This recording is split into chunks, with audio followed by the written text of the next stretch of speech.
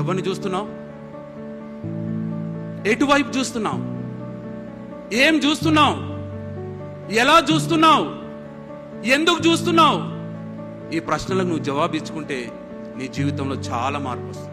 పాస్టర్ని చూస్తుంటే నాకు అంత మంచిగా అనిపించడం లేదు, లేకుంటే ఆ లీడర్ని చూస్తుంటే నాకు అంత మంచిగా అనిపించడం లేదు, లేకుంటే నాకు ఈ యొక్క పొలిటీషియన్ చూస్తుంటే నాకు అంత మంచిగా అనిపించడం లేదు, మా తల్లిని చూస్తుంటే నాకు అంత మంచిగా అనిపించడం లేదు, మా తండ్రిని చూస్తుంటే నాకు అంత మంచిగా అనిపించడం లేదు, మా అన్నని చూస్తుంటే నాకు అంత మంచిగా అనిపించడం లేదు, మా చెల్లెని చూస్తుంటే నాకు అంత మంచిగా అనిపించడం లేదు. డియర్ బ్రదర్స్ అండ్ సిస్టర్, అందరు డిఫెక్టెడ్ అండి.